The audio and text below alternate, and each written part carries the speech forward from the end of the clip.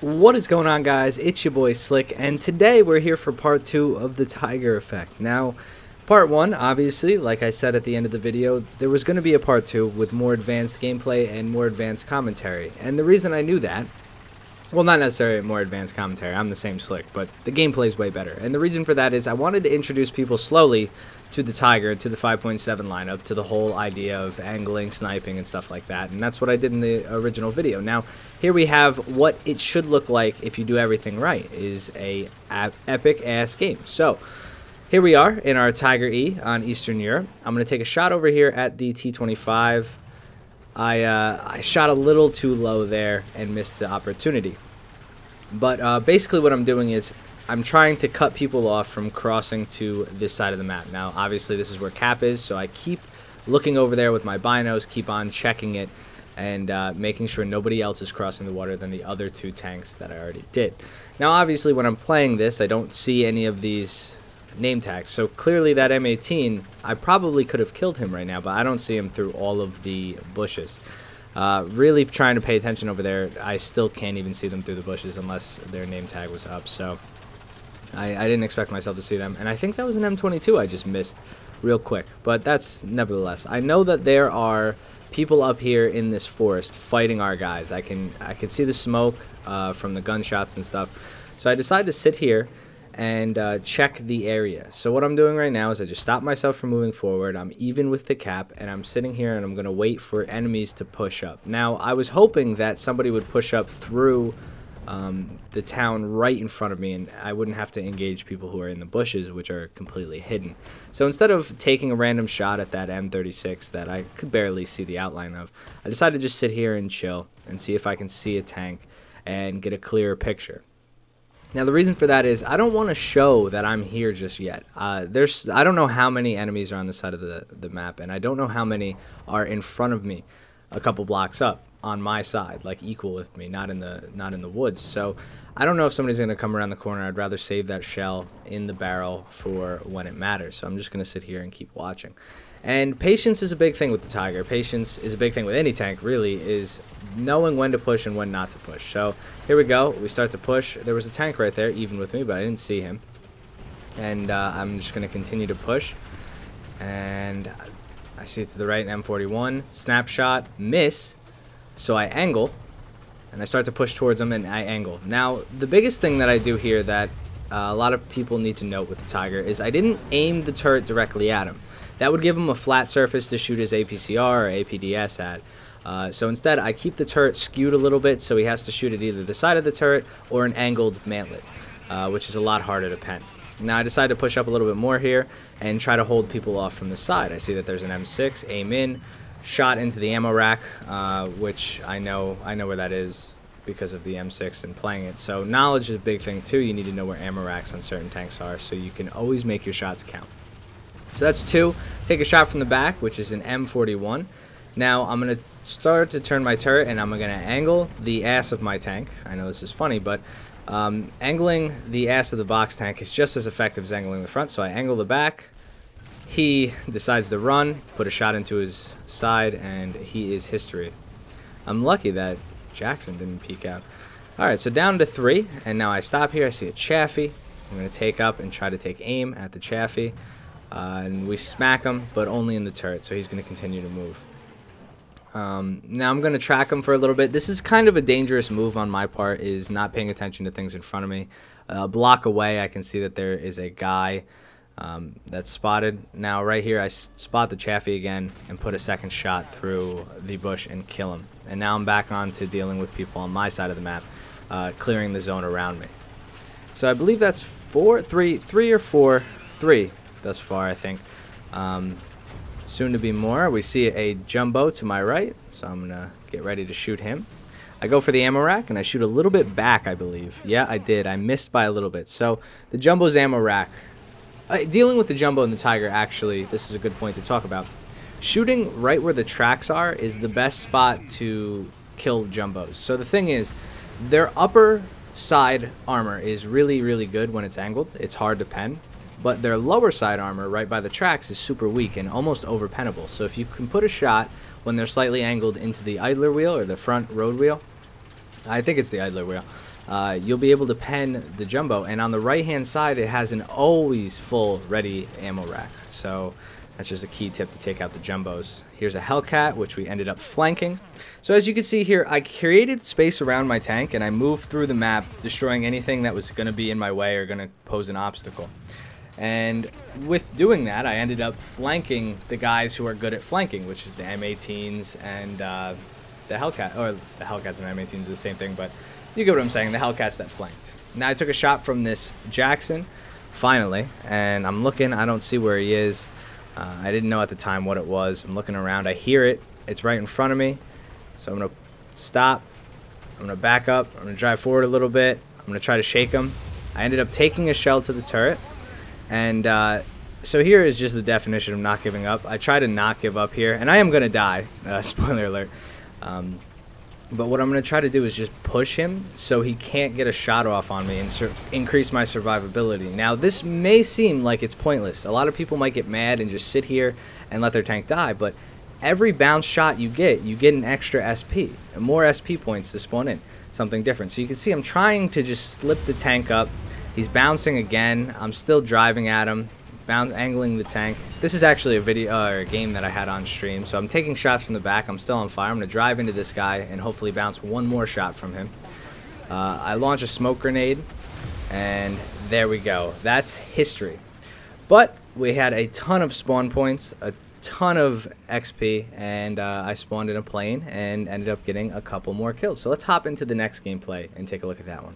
Alright, we're here on the next game in Berlin. Now, last game, I used the TA after I died in the Tiger and ended up with a combined score of 2 planes, 8 ground kills, and 1 death, which was my Tiger death. So, carried the game, ended up on top of the team, and it just shows you what you could do with a Tiger. Now, that was an example of a very aggressive gameplay. I played very aggressive. I didn't stop moving up. Now, this match is completely different in the Tiger, and again, I play these matches completely different because different maps, you know, usually you need to play differently on different maps. Some maps allow you to do the flank, some don't. Berlin, I love to snipe on Berlin. It has a lot of open sights, so here we are. I'm going to attempt to take some shots. I swing one at that M18, miss. There's a volley of tanks here. I'm not a volley, I mean just way too many tanks. And I really wish that I had better luck. That Avenger clearly got away. that probably would have killed him in any other situation. And I just can't get shots on any of these other guys, which is a real shame. I missed an opportunity on getting about 5 of them. What I like to do on this map is hold this corner. Now I'm on the corner, I see that there's a jumbo over there, and I start to trade some shots with that jumbo. And that's about it right now. We're just angling the tank. As you can see in the bottom left hand corner, I'm shooting over the corner piece of the Tiger. That's about the angle you want to be looking at. And I continue to check behind the Reichstag just in case those guys who pushed around earlier are, you know, debating on flanking. Here we have a Sherman who bounces an 88 unbelievably, but, you know, I slide the tank over and he bounces his shot too. Now I see that there are 2 M18s behind the Reichstag. I put 1 shot into the first guy, and he is able to back up, unfortunately. So I'm going to wait and reload again. I actually think I tracked him through that shot, so I'm going to put another shot over there. Oh, and I don't for some reason. Oh, he got my barrel. That's why I didn't. So I'm just sitting here repping a barrel right now, I think, in actuality. I guess it doesn't show it on the replay system.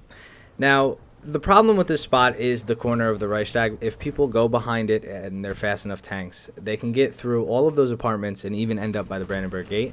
And that can cause problems because obviously if you want to shoot these guys, you have to worry about that. Now, one of the things that the Tiger has are smoke grenades. So as you can see, I popped a smoke grenade so it cuts off the line of sight with the Reichstag, and I can go back to shooting at these jumbos and people in the middle of the map without worrying about getting shot from my right hand side because of that. Now what I'm trying to do here is get a shot where I told you guys to aim, right by the idler wheel, but he's not pushed out enough from behind that downed Metro car, so I'm not going to get that shot off anyway. And as you can see, nothing really crazy has happened here. We have 306 points thus far, and here comes the M18. He heard that nothing happened, so he wanted something to happen. We take him out, and I'm backing up again, just being cautious, scanning those apartment buildings, and I'm worried about getting flanked because it's happened so many times before. So on this map especially, if you're going to use this spot in the Tiger or any tank for that matter, be sure to check that. Alright, I'm getting a little bit more confident. I'm looking around. I see a Hellcat right there, which I'd love to get a shot off on. So I'm aiming in, and he passed. I didn't even get to see him. I thought I would have had the shot, but he was moving way too quickly. Thankfully, his friend comes out and says, "Hey, Slick, would you like to set me on fire?" And I said, "No problem, my friend." Taking a look back at the corner, because I know that my teammate is engaging him. When I finally reload, I pop out, put another shot into that M18, and end him. Now that I see that this guy is teasing with my teammate, now this is something, it's a tip that isn't always going to work, but it's just a little tip that I have for you guys. I watch this corner and I see that he's almost peeking out, right? And instead of taking the shot, bouncing off his transmission, I see that he shot and he won that engagement. Regardless of if he penned my teammate or not, he won the engagement, so he's going to feel confident and push out a little bit more, which is going to give you a better shot, and you'll be able to take him out. Because we could hear the tank to my right get hit by him. So clearly he did some type of damaging blow, and he was going to be more confident. He's going to peek out a little bit farther and hopefully get that kill. And when he did, I saved the teammate and ended up killing him because we got a better shot. So again, patience is key in most of these situations. You know, just hold your shots until you get a perfect window, a perfect side shot, a perfect ammo rack shot, and take whatever tank you need to out. Now I decided to push up. I'm going to launch a smoke grenade to my right a little bit to cover me from the apartments in case anybody's in the complex, and I see that there's a Sherman here. It was not that bad to look at when I was actually playing, but the smoke was pretty bad in that part, and I put a shot through and ended up taking that guy out. Now I see that there is a Crusader AA, but he's down, and that's about it. So we're just sitting in the middle of the map. We have 2 caps. We need A, but you know, I'm not the guy to go to A, so I'm just going to hold this position for the time being, stay hold down, and look for some more tanks to kill, because we don't need any caps. We're going to win off that if we stay in the current state. And I got a lot of points. We got 4 tanks down, and we're just going to look around for some more tanks. Sitting here and looking. So this is winding down, and I think I covered it decently well. What I want you guys to do is let me know in the comments down below if these videos have helped you out. I heard a lot of overwhelming support on the past couple of videos, let alone the past Tiger video. I mean, it's only been up for 10 hours and it's already almost at 8,000 views, which is unbelievable. I really do appreciate you guys watching the videos, learning from them, enjoying them, liking them. It's just, it makes my day, and it makes me want to make more videos like this, more content. So I really do enjoy it. Obviously, I am going to be editing videos and stuff the same way that I have been recently. Just these styles of videos, when I'm getting serious points across, I'd rather not do all the fancy stuff and really get to the grit of what's important, and that is getting better at this tank, getting better at the tanks in hand, and really filing out some of the mistakes that you make in your gameplay.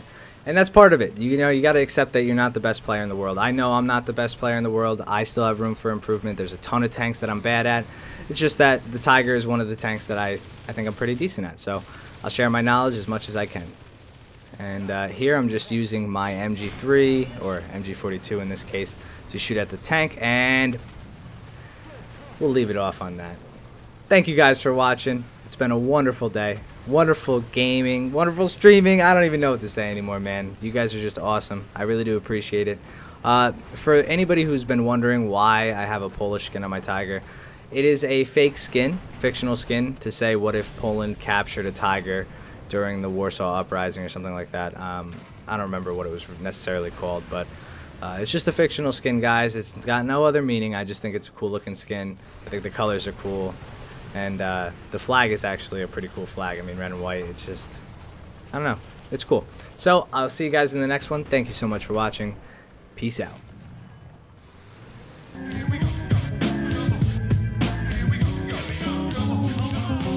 I was a terror since the public school era. Bathroom passes, cutting classes, squeezing asses. Smoking blunts was a daily routine since 13. A chubby nigga on the scene. I used to have the tray deuce and the deuce in my bubble goose. Now I got the Mac in my knapsack, lounging black, smoking sacks up in axe and sidekicks with my sidekicks, rocking fly kicks.